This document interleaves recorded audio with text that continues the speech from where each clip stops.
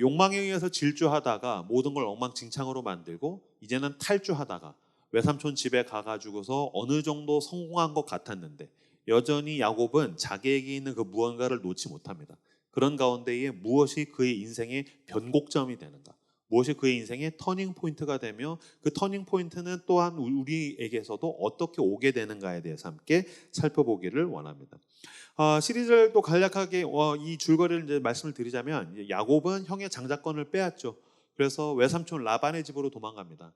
근데 여러분, 여러분들이 살아가다가 뭐 이런 인간이 다 있지? 라고 생각한다면은 어쩌면 그게 거울이 아닐까라고 생각해 볼 필요가 있습니다. 왜냐하면 사기꾼인 야곱이 자기보다 더 지독한 라반에게 사기를 당하는 이야기가 굉장히 길게 나오기 때문입니다. 그러면서는 하나님께서 우리를 다루실 때 거울과 같은 인간, 때로는 나보다 더 지독한 인간을 나로 하여금 당하게 하심으로 내 속에도 이런 게 있구나. 그런 거를 이제 깨닫게 하실 때가 있던 거죠. 그래서 삼촌 집에서 이제 사기를 당하고 엄청나게 고생을 합니다. 그럼에도 불구하고 하나님께서 약속하신 대로 함께하사 복을 많이 주셨습니다. 그래서 부유해졌습니다. 그래서 이제 네 명의 아내 그리고 이제 11아들, 아직 12째는 아직 안 나왔습니다.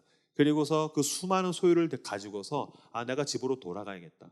그래서 이제 그 고향으로 돌아오게 됩니다.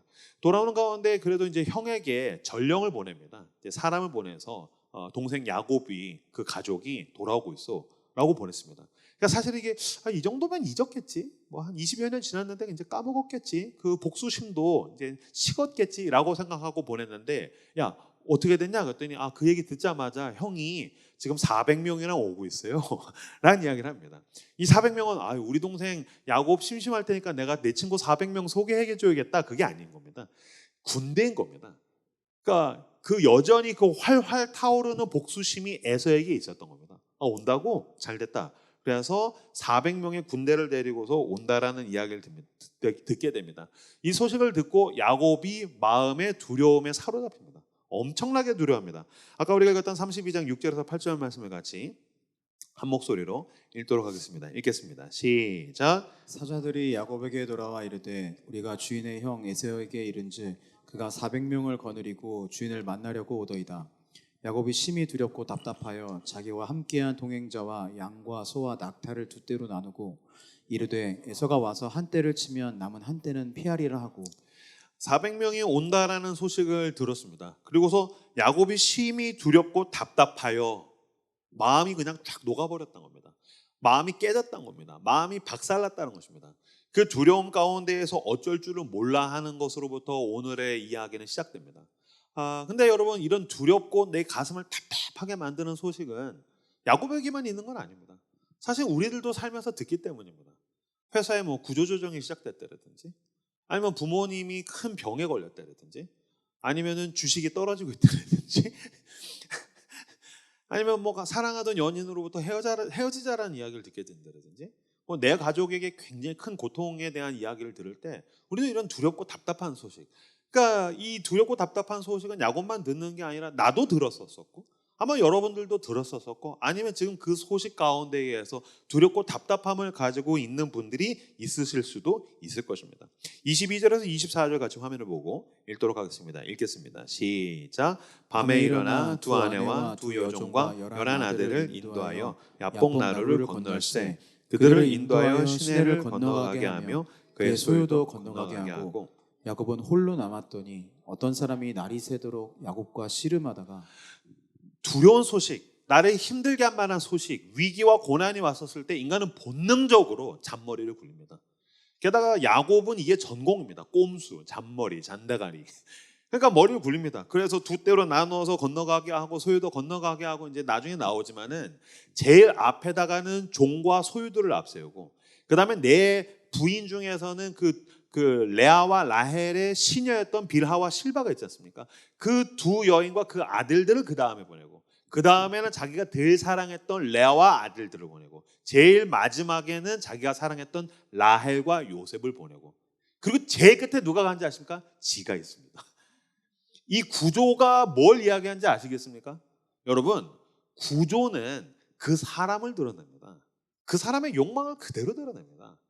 뭐 입으로 뭐 하나님 사랑해요 그 사람의 하루의 스케줄과 일주일의 스케줄, 그 구조가 그 사람이 뭘 욕망하는지를 드러냅니다. 하나님은 사랑이요. 그 사람의 카드 내역서를 보면 그 사람의 욕망을 그대로 드러냅니다. 하나님 사랑해요. 뭐 사랑해요. 그래도 그 사람의 집안의 구조를 보면 그 사람이 왜 그런 삶을 살아가게 되는지 그대로 보여줍니다. 마찬가지로 야곱이 앞세운 그 야곱의 구조가 그 사람의 욕망인 겁니다. 제일 덜 사랑하는 것으로부터 가장 사랑하는 라헬과 요셉, 그 뒤에 나. 무슨 말입니까? 전쟁 시작하면 여차하면 튀겠다는 겁니다. 그 죽이면 제일 마지막에 나라도 살아야지. 이게 야곱의 욕망을 이 구조가 그대로 드러내는 겁니다. 그런 가운데 이제 뒤에서는 그렇게 하긴 하지만 24절에 보면은요, 야곱은 홀로 남았더니 어쨌든 강에서 다 떠나보내고 어떤 심정인지 몰랐겠지만 하여튼간 제일 마지막까지 강을 안 건너가고 그 밤에 홀로 야곱이 약복강 나루터에 남아있게 됩니다. 이 밤은 무엇을 의미할까요? 결정적인 순간에 내 주변에 아무도 없는 시간을 의미할 것입니다. 근데 위기와 고난을 겪어보신 분들 알겠지만 아무도 도움이 안 됩니다. 그 누가 있어도 없다고 느낄 뿐만 아니라 진짜 야곱은 홀로 남겨져 있습니다. 맞습니다. 그 절체절명의 위기와 고난의 시간에는 우리는 홀로 어떤 이 밤은 물리적으로도 밤이겠지만 그 내면에 이렇게 짙은 어둠의 시간에 홀로 있는 것, 이것을 야곱이 지금 그 시간을 지나가고 있다는 것입니다. 그런데 야곱의 인생에서 결정적인 순간들은 다 밤으로 표현됩니다. 그 형이 죽이겠다고 했었을 때 도망가다가 베델에서 쓰러졌던 그 밤, 하나님을 만나던 그 밤, 그럼 내가 이제 고향으로 돌아가겠다, 라반으로부터 야반 도주해서 밤에 도망갑니다. 그리고 도망갔으면 행복하게 살았어야죠. 근데 에서가 죽이겠다고 하니까 또 홀로 남겨진 그 밤, 그 밤에 지금 야곱이 홀로 있다라는 것입니다. 에드 시스맨이라는 시인이 이렇게 시에서 이야기했습니다. 40이 넘은 남자, 한밤중에 일어나서 도시의 불빛을 쳐다보고는 인생이 왜 그리도 긴지 의아해하고 어디서 길을 잘못 들었는지 생각한다. 이거 완전 내 얘기예요. 40이 넘은 남자, 한밤중에 일어나서, 이거 사실은 자다가 일어났다는 얘기가 아닙니다. 이렇게 밤잠을 설쳤다는 얘기죠. 왜 이렇게 마음이 답답하고 뭐가 두렵고 불안하면 잠이 안 옵니다. 그럼 그 불면의 밤 가운데에 도시의 불빛을 쳐다보면서 인생이 왜 그리도 긴지를 생각하고 어디서부터 내가 길을 잘못 들었는지에 대해서 생각한다. 이건 사실 제 얘기이기도 합니다. 저는 10년 전에 제 인생에 가장 막막하고 두려웠던 그 시간들을 여전히 잊지 못합니다. 밤에 잠이 안 옵니다. 그럼 이제 식구들은 다 잡니다. 아내도 아이들도 다 잡니다.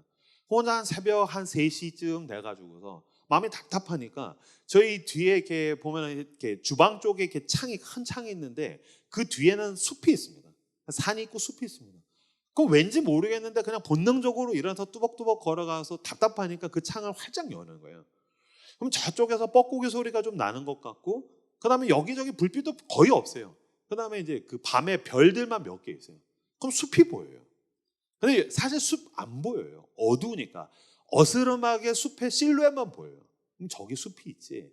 그럼 왠지 그걸 이렇게 보고 있으면은 거기서 이렇게 바람에 따라서 숲의 내음이 오는데 저기 숲이 있지 하고 이렇게 멍하게 시야에 보이지도 않는데 쭉 보고 있는 거예요. 내가 이걸 왜 보고 있지라고 생각했더니 그 캄캄한 숲이 내 속 같은 거예요. 내 마음 같은 거예요. 내면의 심연 같은 거예요. 뭘 살펴볼 수도 없는 그 캄캄한 숲이 저거 내 마음 같네. 그러니까 40이 넘은 남자, 내 인생이 어디서부터 어떻게 어그러졌는지, 내가 왜 어쩌다가 이 길에 서 있는지 알 수 없으니까 도시의 불빛을 바라보면서 그 불면의 밤을 지나가는 것은 야곱도 나도 어쩌면 당신도 그렇게 시간을 지나갈 때가 있다는 것입니다. 24절과 26절 같이 화면을 보고 다시 읽도록 하겠습니다. 읽겠습니다. 시작.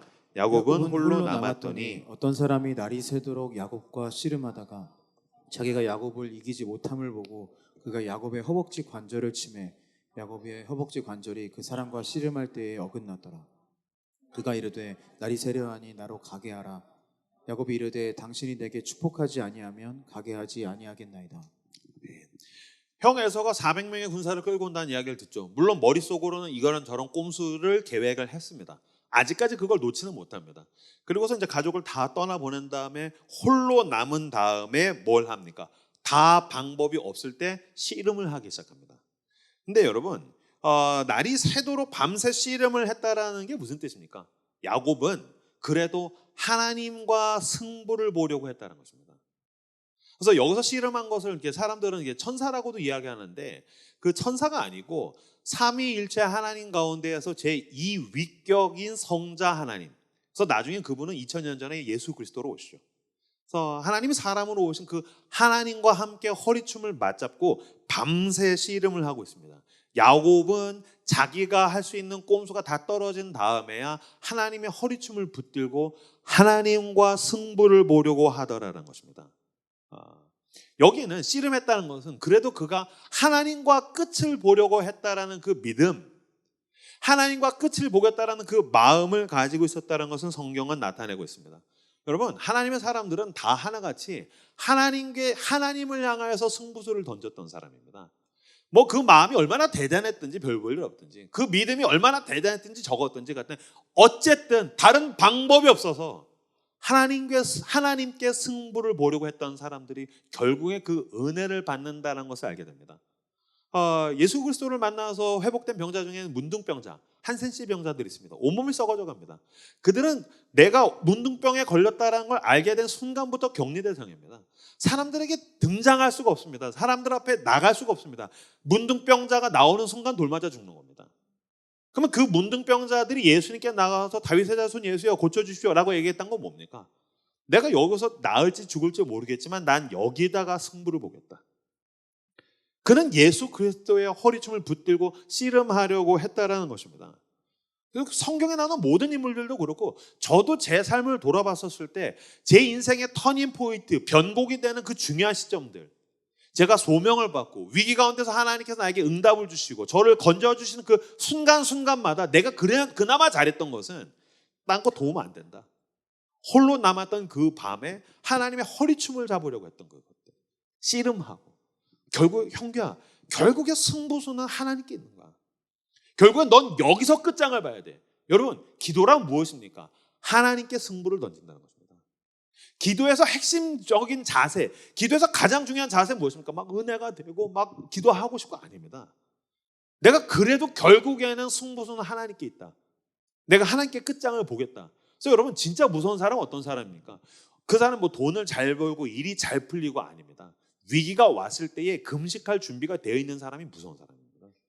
위기가 왔을 때 난 무릎 꿇겠다라는 그 준비가 되어 있는 사람이야말로 진짜 무서운 사람이고, 일이 잘 풀리는 사람은 일이 어떻게 무너질지 누가 알겠습니까? 모른다는 겁니다. 그런 가운데 야곱은 하나님께 끝장을 보겠다, 승부를 던졌다라는 것입니다. 이때 야곱이 야복강에서 씨름하거든요. 야곱이 야복강에서 씨름합니다. 근데 이게 되게 재밌어요. 이건 하나님의 언어 유희입니다. 야곱이 야복강에서 씨름하다. 야곱이 야아코브, 움켜쥐다라는 뜻이고요. 야복강이 야보크고 씨름이 예아바크입니다. 야코브, 야보크, 예아바크. 그러니까 이거 우리나라 치면 무슨 말이냐면요, 임씨름이 씨름강에서 씨름했다 이런 겁니다. 임권투가 권두강에서 권투했다 뭐 이런 식인 겁니다. 그러니까 이거는 지금 야곱은 어쩌다가 보니까 여기 야복강에 와서 어쩌다가 보니까는 누군가가 지나가서 어쩌다가 보니까 씨름해서 해라 모르겠다 살려주시오라고 하고 있죠. 근데 그 하나님께서 루스로 유인하셔서 돌베개에서 쓰러져서 잘 때 강권적으로 역사하셨듯이 정확하게, 너 아직 정신 못 차리지? 하나님이 정확하게 그 씨름판으로 지금 야곱을 유인했다라는 것입니다. 그러면서는 지금 야곱이 하나님과 씨름하고 있다. 바꿔서 말하면 무슨 뜻입니까? 하나님이 지금 밤새 야곱의 허리춤을 붙들고 씨름하고 계시더라는 것입니다. 그러니까 우리는 하나님께 승부수를 던져야겠다. 기도해야 되겠다. 여러분 우리가 지금 하나님께 기도해야 되겠다라고 했었을 때 위기가 왔으니까 방법이 없습니다. 기도하겠습니다. 내 기도를 들어주십시오라고도 할 수 있지만 하나님이 지금 계속해서 나에게 귀를 기울이고 기도해. 난 들을 준비가 돼 있어. 내가 도와줄 테니까 기도해. 너 왜 엄한데, 너 왜 애먼데 가가지고서 손 벌리고 있어? 너 왜 쓸데없는 데 가가지고 구걸하고 있어? 그 손을 나에게 모아. 세상을 향해서 벌리고 있는 그 손을 나에게 모아. 그리고 눈을 감아. 너 왜 자꾸 두리번 거리고 있어? 눈을 감아.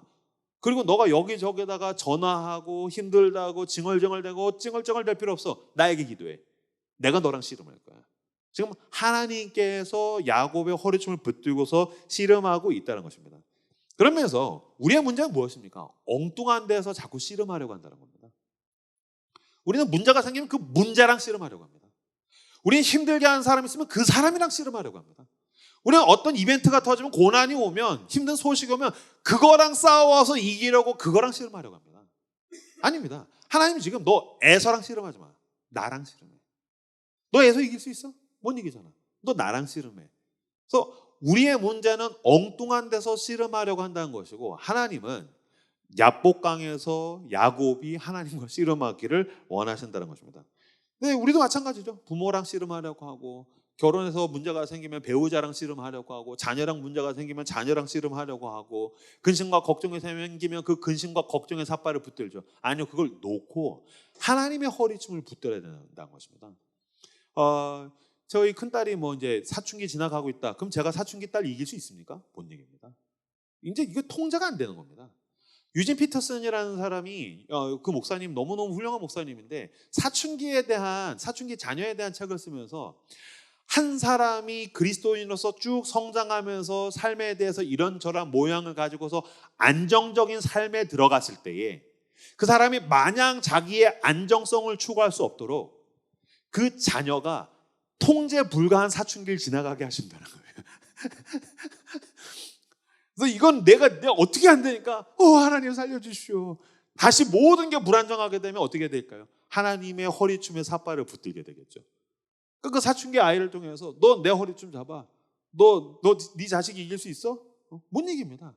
그 어떻게 됩니까? 하나님의 허리춤을 붙들게 하더라는 것입니다.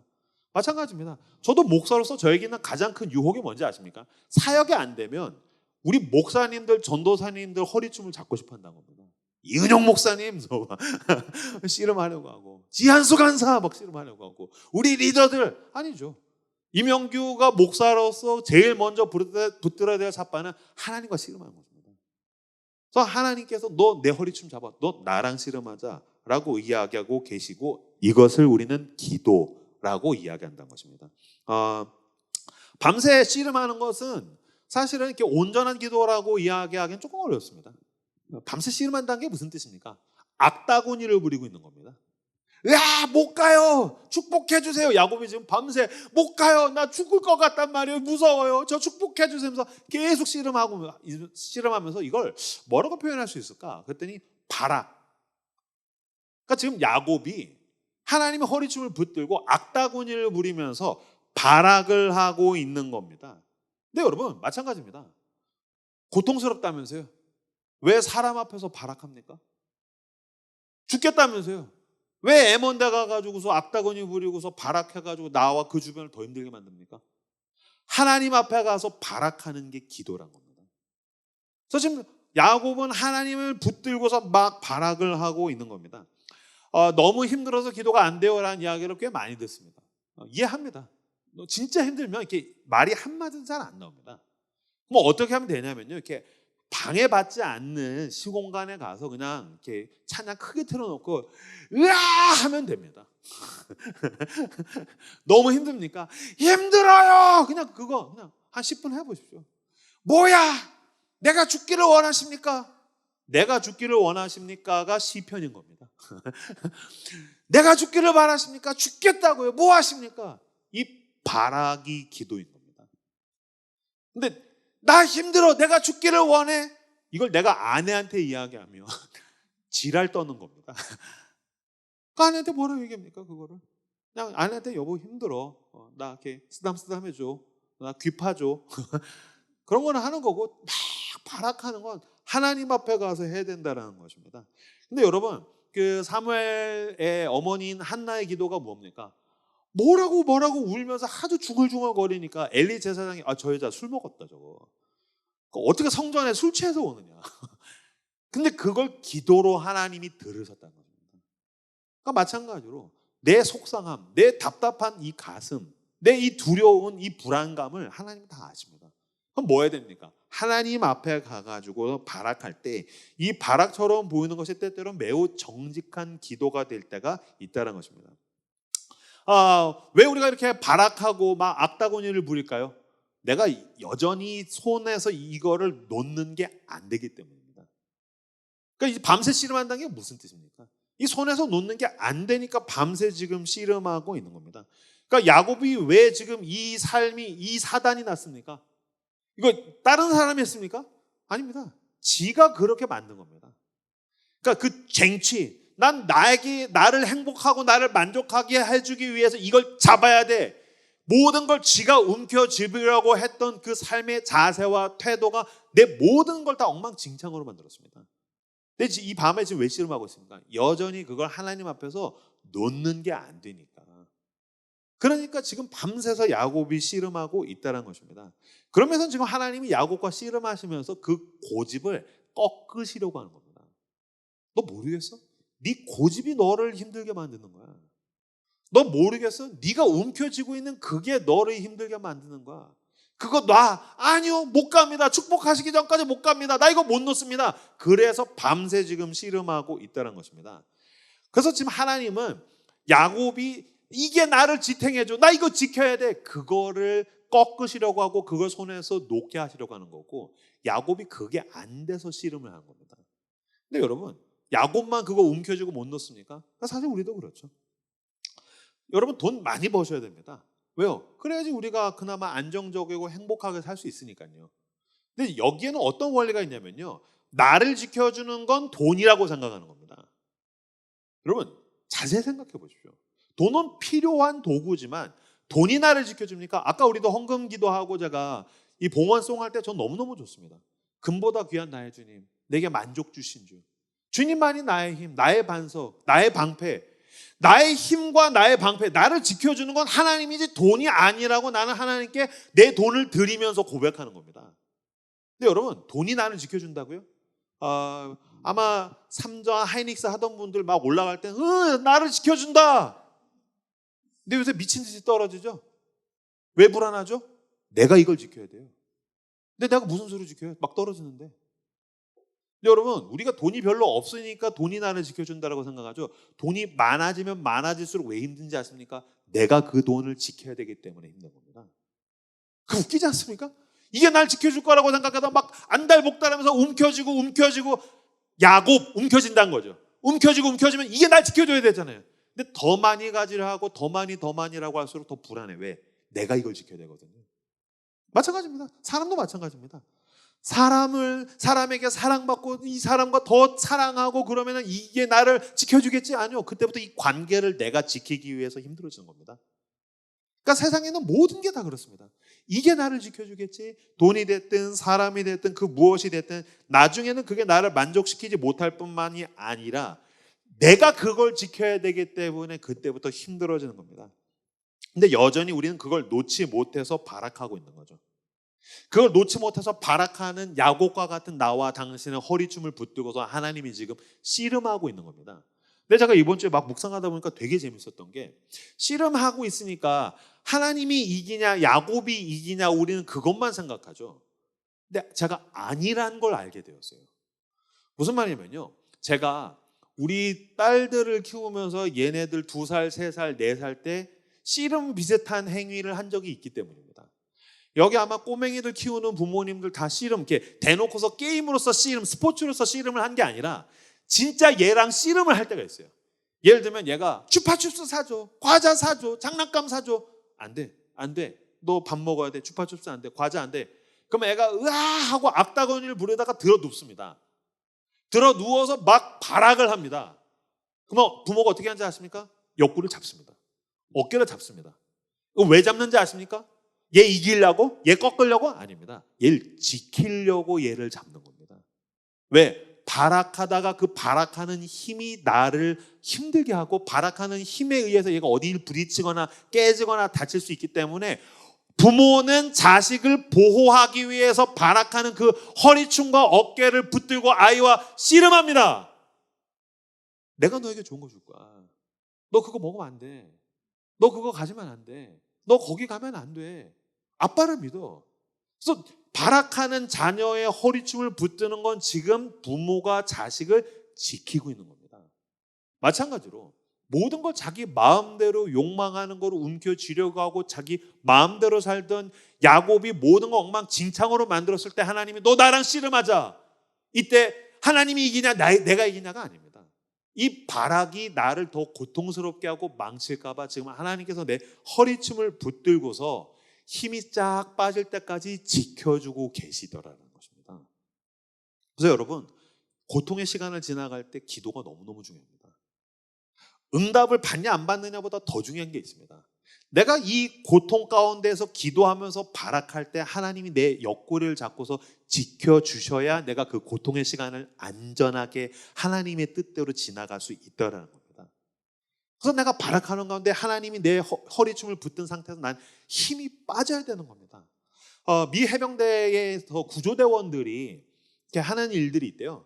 미 해병대에서 구조대원들이 누군가가 이렇게 막 군인들이 물에 빠져서 허우적거리거나 아니면은 이렇게 민간인이 물에 빠져서 허우적거리면은 바로 가서 도와주지 않는답니다. 살려주세요, 살려주세요. 막 그러면은 근거리쯤 가가지고서 이렇게 지켜본대요. 내가 봤는데 내가 만약에 물에 빠진 사람이면 막 오다가 여기에서 지켜보고 있으면 진짜 빡칠 것 같아. 빨리 구해달라고 뭐해? 그럼 그 사람이 좀 기다리세요, 기다리세요. 왜냐면은 이 사람이 막 살려주세요 하다가 구조대원이 날 잡으면은 이 발악하는 힘에 의해서 둘 다 꼬르륵 빠진대요. 이게 나도 망치고 얘도 망친대요. 그렇기 때문에 도와주는 사람이 가가지고서 라이프 가드가 가가지고서 이렇게 기다린대요. 그 사람이 힘이 다 빠져서 하고 빠지면 그때 건져낸대요. 근데 그때 건져냈는데 얘가 살았다면서 또 발악을 하면은 미 해병대 구조원들은 어깨를 빼버린답니다. 너 가만히 있으랬지? 안 그럼 너 죽는다고. 그럼 여러분, 이 발악할 때의 힘이 나를 망치기 때문에 지금 씨름해서 어깨를 빼는 건 누구를 위한 일입니까? 나를 구원해내기 위해서. 그래서 여러분, 하나님은 우리를 도우시는 수준이 아닙니다. 하나님은 우리의 구원자이십니다. 우리를 건지시는 분이십니다. 마찬가지로 이 욕망의 바다에서, 이 죄의 늪에서 우리를 건지시기 위해서 내가 발악할 때 하나님은 나의 옆구리를 붙들고서 허리춤을 붙들고 지키시며 힘이 빠지실 때까지 나를 보호하시더라라는 것입니다. 아까 우리가 읽었던 25절에서 26절 말씀 같이 읽겠습니다. 시작. 자기가 야곱을 이기지 못함을 보고 그가 야곱의 허벅지 관절을 치매 야곱의 허벅지 관절이 그 사람과 씨름할 때에 어긋났더라. 그가 이르되 날이 세려하니 나로 가게 하라. 야곱이 이르되 당신이 내게 축복하지 아니하면 가게 하지 아니하겠나이다. 자기가 야곱을 이기지 못함을 보고, 하나님이 야곱을 왜 못 이기겠습니까? 이게 끝까지 발악하는 것을 보고 하나님은 나를 어긋난 곳에서 발악하고 있는 그 힘이 빠질 때까지 기다리시고요. 우리의 문제는 끝까지 내 힘으로 버티고 지탱하려고 하는 게 내 문제인 겁니다. 여러분, 은혜는 하나님 앞에서 그냥 철푸덕 널브러지는 것입니다. 혹시 여러분들 가운데에서 버티고 견디는 게 힘든 분들 계십니까?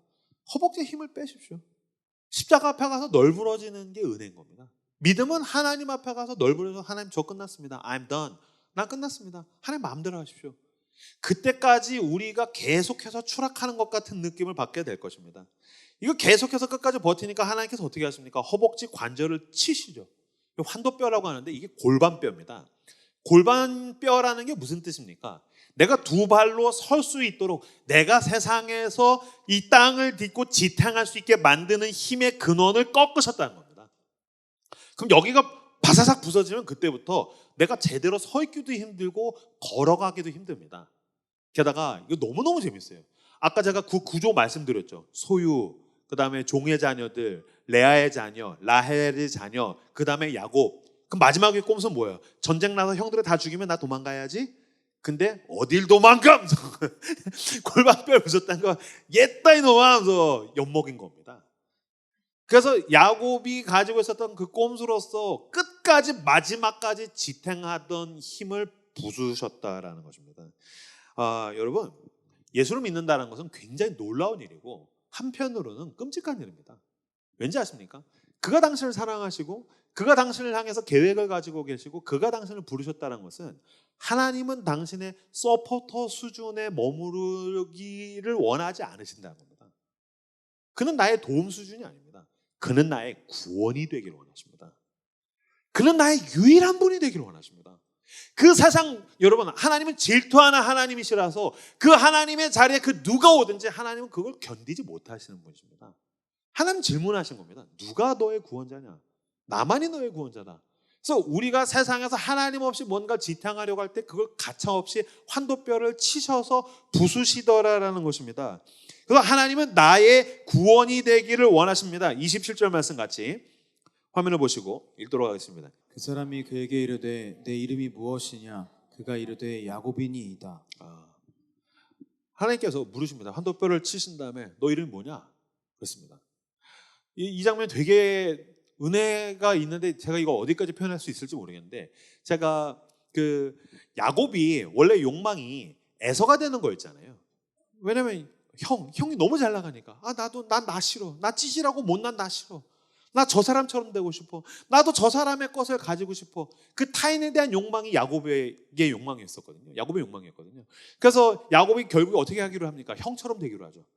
그래서 염소털 붙이고서 장자의 축복을 빼앗기 위해서 들어갔을 때 에서가 묻습니다. 내 아들아, 네가 누구냐? Who is it?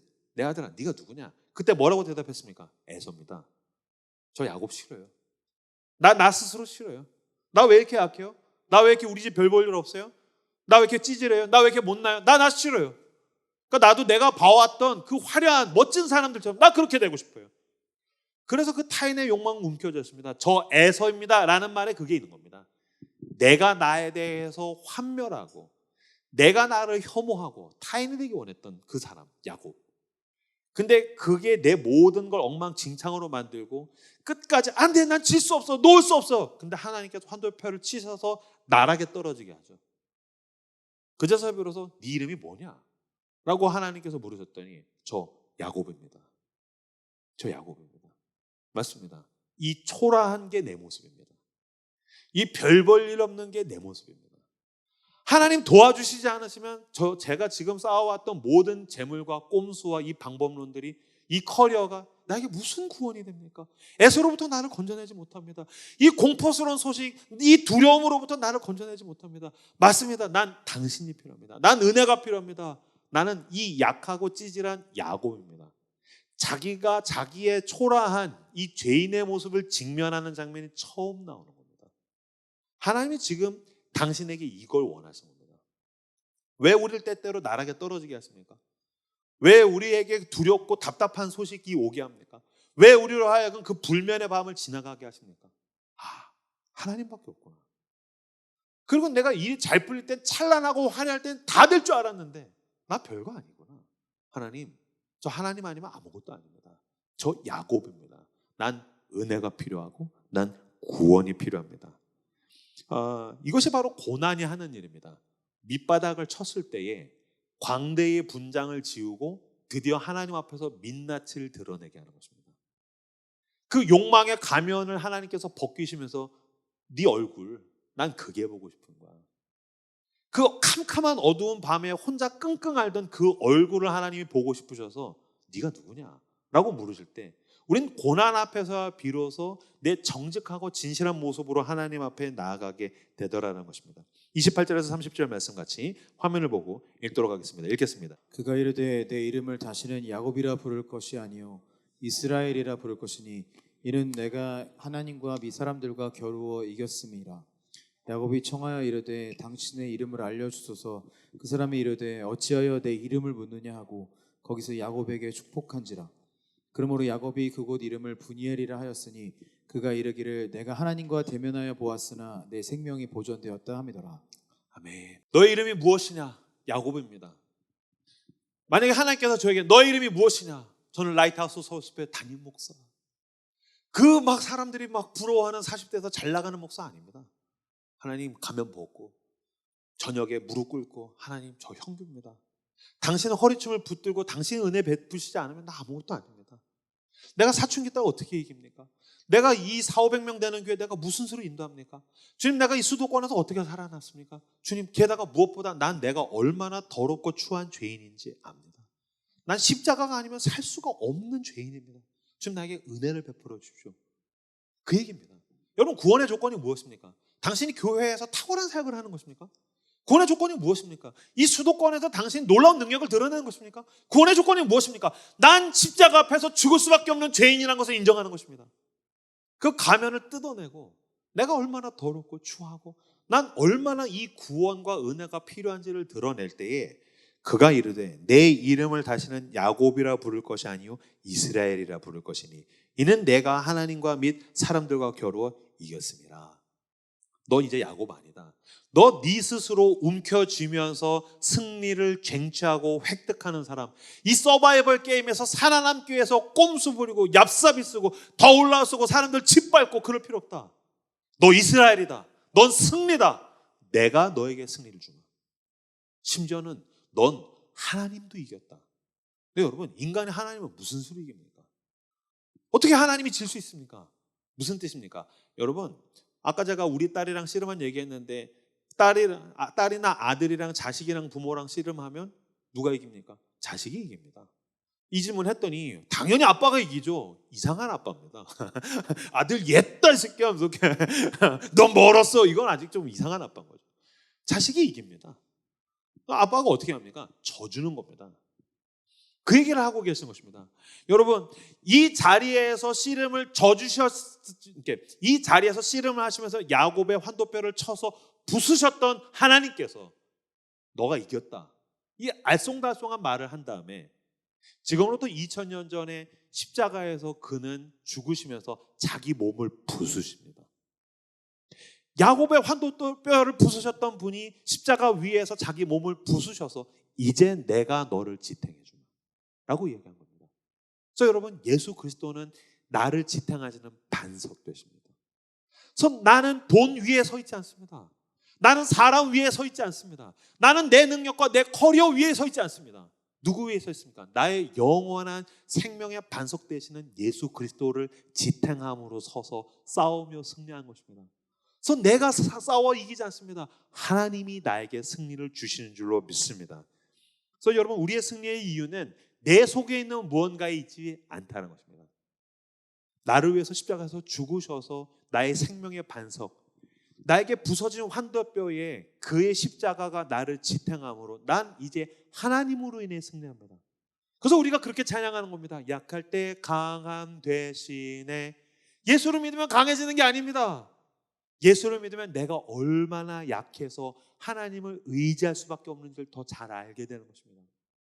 그래서 이후로 야곱은 평생 한쪽 다리를 절었다라고 이야기합니다. 겉으로 봤었을 때 그는 두 다리 멀쩡하게 걷지 못했지만 야곱은 알았을 것입니다. 나는 그전에는 한쪽은 하나님께, 한쪽 다리는 세상에 양다리 걸쳤으나 하나님이 세상에 걸쳤던 내 이 한쪽 다리를 부수셔서 나는 이제 하나님만 의지하고 쩔뚝거리는 이 다리는 하나님이 나를 지탱하고 계시다라는 뜻입니다. 일본에서 되게 유명한 스포츠 중에 이제 스모가 있습니다.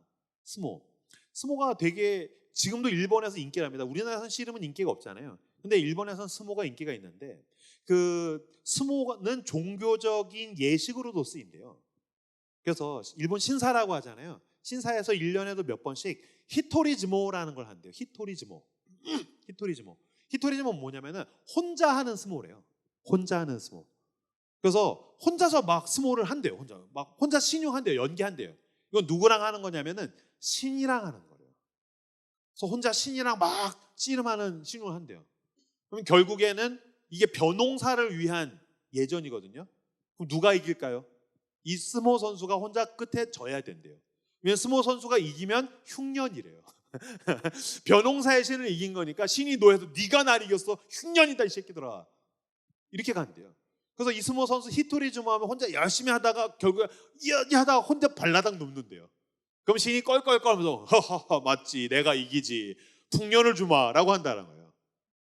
제가 이번 주에 이거 이렇게 그 전쟁 역사하는 학자한테 이 얘기 듣다가 야 일본 신 더럽게 쪼잔하네. 그래서 제가 이번 주에 계속 하나님이 우리와 씨름하는 걸 묵상하다 보니까 얼마나 이게 은혜가 되는지 모르겠어요. 세상 신은 네가 나 이겨? 져야지. 그래 풍년이죠. 근데 하나님 뭐라고 하셨습니까? 내가 져줄게. 너 나도 이길 수 있어. 이게 얼마나 놀라운 영광스러움입니까? 내가 얼마나 약한지 아시기 때문에 그가 기꺼이 나에게 사랑하고 사랑하셔서 십자가에서 예수 그리스도는 대신 주구사 우리를 위해서 져주셨습니다. 여러분 십자가가 무슨 뜻입니까? 내가 너를 어떻게 이기겠느냐? 내가 져주마. 저는 말싸움에서 지는 거 잘 못 참습니다. 입으로 먹고 사는 사람이기 때문에 말싸움으로 지는 거 잘 못 견딥니다. 근데 예수 그리스도의 십자가를 바라볼 때마다 은혜가 되는 것은 진리였던 그분이 임형규에게 말싸움으로 진리를 논하지 아니하시고 십자가에서 침묵하셔서 져주셨다는 것입니다. 그러니 여러분, 우리가 굳이 누구를 꺾기 위해서 내 자존심을 부릴 필요가 무엇이 있겠습니까? 그가 차마 이 죄인인 우리를 심판할 수가 없어서 심판자인 그분이 사람들에게 심판당하시고 십자가에서 비참하게 수치를 당하시고 죽으셨습니다. 이것이 바로 십자가입니다. 무슨 뜻입니까? 내가 너에게 져주마, 내가 너를 지탱한다. 예수 그리스도는 부서진 우리의 환도뼈를 대신해서 그의 몸을 부수사 이젠 그는 우리에게 영원한 지탱하는 환도뼈가 되어주셨습니다. 할렐루야. 그러므로 내가 어디서 센 척할 필요 없습니다. 난 더 강해지는 가면을 쓸 필요가 없습니다. 변검하듯이 계속 가면을 갈아 끼울 필요가 없습니다. 시편 73편 26절 같이 읽겠습니다. 내 육체와 마음은 쇠약하나 하나님은 내 마음의 반석이시오 영원한 분기이시라. 내 육체와 마음은 쇠약하지만 괜찮습니다. 하나님은 내 마음의 반석이시오 영원한 분기이시라. 고린도전서 10장 4절에서는 그 반석을 이렇게 표현합니다. 다 같은 신령한 음료를 마셨으니 이는 그들을 따르는 신령한 반석으로부터 마셨음에 그 반석은 곧 그리스도시니라. 그리스도가 이제 우리의 반석 되셨다는 것입니다. 그분을 붙들고 나의 약한 모습 그대로를 사랑하며 주님과 동행하는 저 여러분들 다 되시기를 그리스도 이름으로 축복합니다. 아마 여러분들 가운데 많은 분들이 이 이야기의 결말을 아실 겁니다. 하나님께서 넌 이제 이스라엘이다, 넌 날 이겼다, 그래놓고 한쪽 다리를 절개 만드신 다음에 그는 가십니다. 폭광을 건너갑니다. 그리고 어제 했던 계획대로 제일 앞에는 양과 소유들, 종들, 그 다음에는 빌하와 실바의 자녀들, 그 다음에는 레아와 그 자녀들, 그 다음에 라헬과 자녀들, 제일 마지막에 갑니다. 근데 여러분, 이거를 야곱의 형 에서의 입장에서 한번 생각을 해보면 되게 재밌어요. 왜냐하면 행렬이라는 게, 여러분, 고대의 행렬은 갈수록 더 크고 화려한 게 나옵니다. 갈수록 크고 더 중요한 게 나옵니다. 그래서 그 왜 영화 알라딘 윌 스미스 나온 거 보면은 앞에 화려한 무희들이 춤추고 막 꽃가루 뿌리고 가면은 제일 마지막에 코끼리랑 엄청난 마차에 왕자님이 있는 겁니다. 그래서 뭐 이렇게 롯데월드 페스티벌만 가도 조금씩 에피타이저부터 해서 가장 화려한 건 제일 마지막에 나오는 겁니다. 그러니까 이제 에서도 이제 군대 끌고 가가지고서 이 새끼들 이제 싸울 거야. 중무장 했으니까 전쟁할 마음을 가지고 있겠죠. 근데 저쪽에서 큰 막 양떼 소유들 막 종들 오니까 어쭈 이게 좀 돈 좀 벌었나 보네 라고 생각했겠죠. 그 다음에 비라와 실바의 자녀들이 옵니다. 이 새끼 이제 어디서 나오려고. 그 다음에 레아와 그 아들들, 얘네가 건장했으니까 꽤 군사처럼 보였을 수도 있을 겁니다. 근데 그 다음에 이제 라헬이 아들 하나 데리고 나왔는데 뭐지? 제일 마지막에 저쪽에서 그토록 죽이고 싶어 했던, 내 등쳐먹고 장자권 가지고서 도망갔던 이 부자된 야곱이 밤새 씨름했으니까 엉망진창일 거 아니에요. 그 다음에 쩔뚝쩔뚝거리면서 오는 겁니다. 그 초라하고 나약한 모습을 보자마자 에서의 마음이 녹은 겁니다. 기적이 일어난 거죠. 그래서 죽여야겠다라는 마음은 오간데 없고 말에서 뛰쳐나와서 달려와서 내 동생 거지 됐구나, 내 동생. 그래서 거기서 놀라운 화해가 일어나게 되더라는 것입니다. 이게 하나님의 시나리오였습니다. 야곱이 멀쩡하고 멋진 모습으로 가서 칼 맞아서 죽는 겁니다. 왜 밤새 씨름하셨고 왜 그 나락을 경험하게 하셨습니까? 야곱을 살리려고 하나님께서 그렇게 하셨다라는 것입니다. 그래서 여러분, 그 나락에서 경험할 수 있는 하나님의 놀라우신 은혜가 있습니다. 제가 어저께 있었던 일입니다. 어저께 이제 저희 교회 성도 가정을 제가 신방을 했었어요. 낮에 점심을 같이 먹었는데, 지금은 이렇게 중견의 사업체를 잘 경영하고 계시는 분이에요. 물론 이게 조금 뭐 엎치락뒤치락하면서 조금 힘든 일들도 있지만 사업을 잘 해오셨는데 이분이 엄청 실패하고 망했다라는 거예요. 이게 뭐 막 너무 안 되더라는 거예요. 실패하고 망하고. 그래서 막 신혼 때랑 첫째 태어나고 둘째 태어났을 때까지도 너무너무 힘들었다는 거예요. 근데도 실패하고 망하고, 그래서 그래도 어쨌든 뭐 회사 가서 돈 벌어봤자 내가 지금 빚이 막 엄청 많으니까 이거 갚을 수 없으니까 난 사업을 해야겠다. 게다가 이 부부가 너무너무 좋은 그리스도인입니다. 그래서 하나님을 붙들고서 기도하는 가운데 또 다른 사업을 계획을 했는데 5천만 원이 필요했대요. 딱 5천만 원. 근데 5천만 원 어떻게 해도 5천만 원이 안 채워지더라고요.